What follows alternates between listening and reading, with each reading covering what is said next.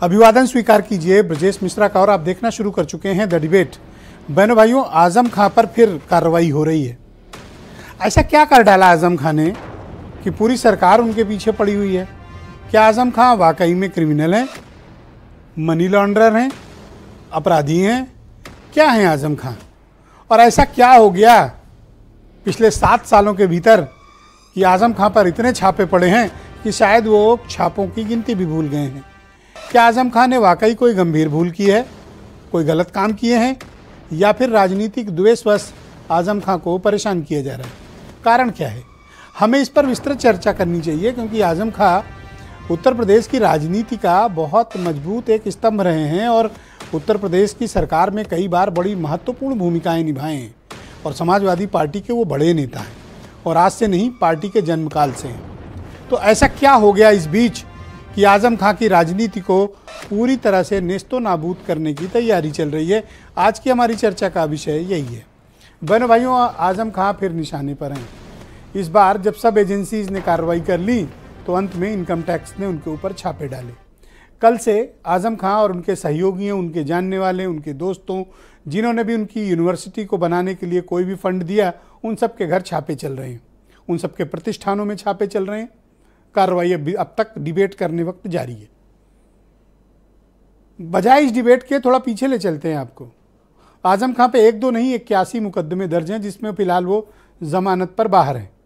गंभीर प्रकृति के मुकदमे हैं, कुछ में तो वो सजा याफ्ता हैं और उनके खिलाफ और उनकी विधायकी भी चली गई है, उनके बेटे की भी सदस्यता चली गई है।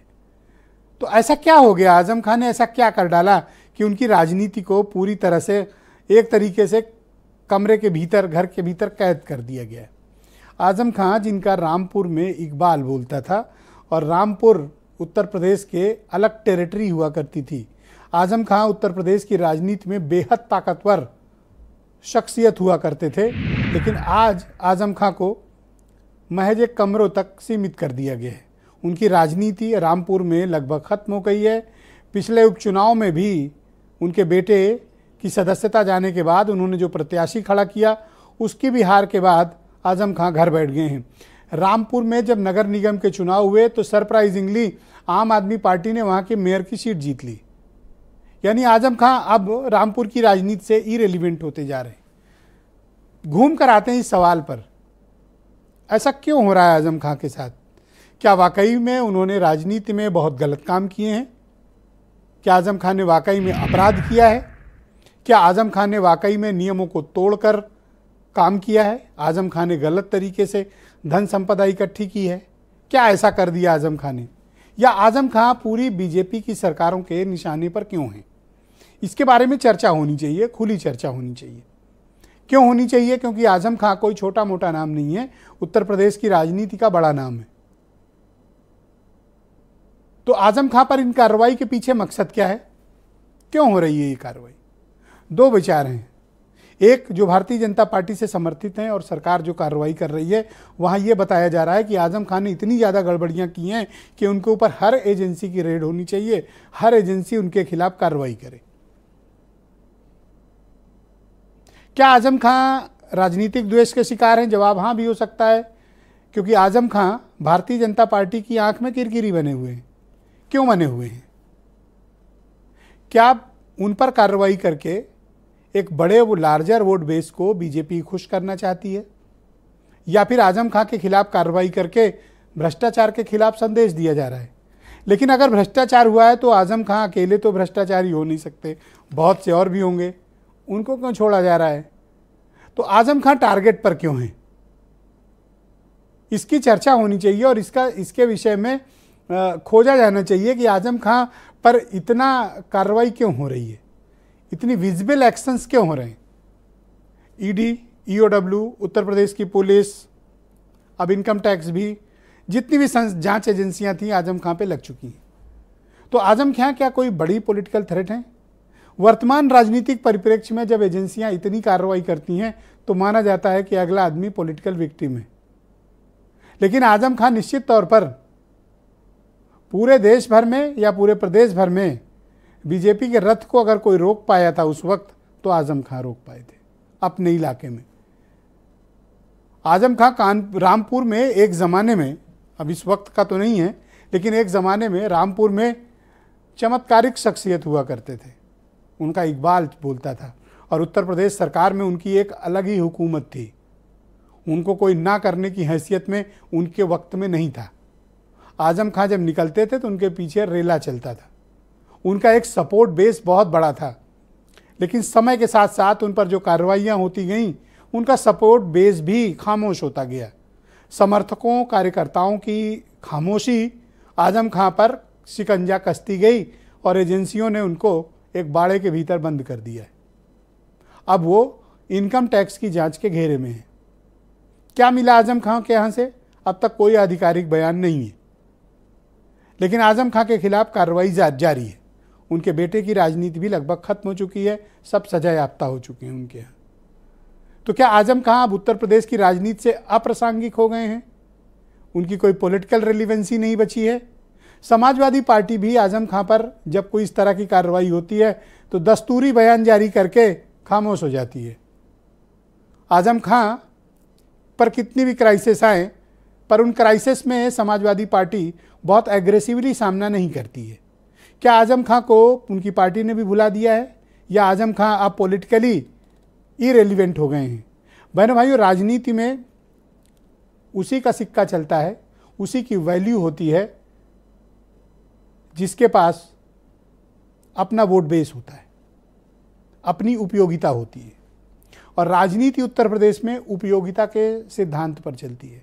अगर उपयोगिता होगी तो निश्चित तौर पर पार्टी सब कुछ करने करेगी, सपोर्टर सब करेंगे। उपयोगिता कम होगी तो आपका बेस, आपका समर्थन भी उतनी ही रफ्तार से कम होगा। आजम खां शायद इन्हीं परिस्थितियों के शिकार हैं, लेकिन आजम खां कोई दूध के दूल्हे नहीं है। क्यों? अपने वक्त में जो जुल्म ज्यादती उन्होंने की है उसकी भी मिसालें दी जाती हैं। आजम खां ने हर सर उठाने वाले को राजनीतिक रूप से कुचल डाला था। आजम खां को चुनौती देने वालों को पार्टी में नेस्तो नाबूद किया गया था। बाहर भी उनको कोई चैलेंज करने की स्थिति में नहीं था। ब्यूरोक्रेसी को सबक सिखाने में आजम खां की मिसालें दी जाती रही हैं। राजनीतिक विरोधियों को तबाह और बर्बाद कर दिया था उन्होंने अपने दौर में। अब शायद उसका भुगतान कर रहे हैं क्या? कुछ भी हो सकता है। कुछ स्टेटमेंट सुन लें आप, फिर आज की परिचर्चा को आगे बढ़ाएंगे। लेन देन हुआ है, कोई पैसे की धोखाधड़ी हुई है, कहीं पैसे का एकत्रीकरण हुआ है, तो ये आईटी विभाग के माध्यम से छापा डालने का उनका अधिकार है। और जब कोई एजेंसी अपना काम करे तो किसी राजनीतिक नेता को उसमें बयानबाजी करना, बाधा डालना, अड़चन पैदा करना और माहौल खराब करना यह प्रयास नहीं करना चाहिए। आजम ने खुद कई बार मंच पर ये कहा है कि मेरी जो यूनिवर्सिटी वो खरबों की है। तो हम तो कहते हैं कि जो वो बात खुद नहीं बता पा रहे, वो कम से कम वैल्यूएशन होने के बाद वो जनता के सामने आनी चाहिए और सच्चाई का पता पूरे देश को लगना चाहिए कि आजम के पास ये पैसा कहाँ से आया। जहाँ तक इनकम टैक्स के रेट का सवाल है, मैं नहीं समझता हूँ कि आजम जैसे ईमानदार व्यक्ति के यहाँ इस तरह की कार्रवाई होनी चाहिए। उनके यहाँ अपना कुछ नहीं है, यूनिवर्सिटी का कुछ है तो वो सार्वजनिक है, वो किसी निजी नहीं है। और हम चाहते हैं कि भाई लोगों को जीने का मौका दिया जाए। इलेक्शन अपनी जगह है, या और जो कार्रवाइयाँ गवर्नमेंट कर रही है वो अपनी जगह है, लेकिन स्पेशली किसी के साथ इस तरीके से बर्ताव करना, it is not part of the government. बहुत सारे नेता जो आज भाजपा का हिस्सा हैं, चाहे हेमंत शर्मा हो, नारायण राणे हो, सुरेंद्र अधिकारी हो, छगन भुजबल हो, कई सारे नेता, ये पहले इनके यहाँ छापे पड़ते रहे, नोटिस जाती नहीं, भाजपा में चले गए। तो सोचते होंगे कि छापेमारी से फिर हेडलाइन बनेगी और फिर से ये लोग डर जाएंगे, लेकिन शायद उन्हें याद रखना चाहिए कि आजम खां पहली चीज डरने वाले नहीं है। तो क्या आजम खां की राजनीति खत्म हो गई है? क्या ऐसा माना जा सकता है? आजम खां वैसे भी कई बार राजनीति में ज़मीन पर गिरने के बाद भी आसमान की बुलंदियों तक पहुँचे हैं, लेकिन अब उम्र और दौर उनका शायद साथ नहीं दे रहा है। संजय सिंह भारतीय जनता पार्टी के प्रवक्ता हैं, मेरे साथ मौजूद हैं। फराज किदवई समाजवादी पार्टी के प्रवक्ता हैं। मतीन खान मुस्लिम लीग के अध्यक्ष हैं। एसएम अशरफ जाने माने पॉलिटिकल एनालिस्ट हैं। मनीष सिंधवी उत्तर प्रदेश में कांग्रेस कमेटी के प्रवक्ता। ब्रजेश शुक्ला जी जाने माने पत्रकार मेरे साथ इस कार्यक्रम में मौजूद हैं। आप सभी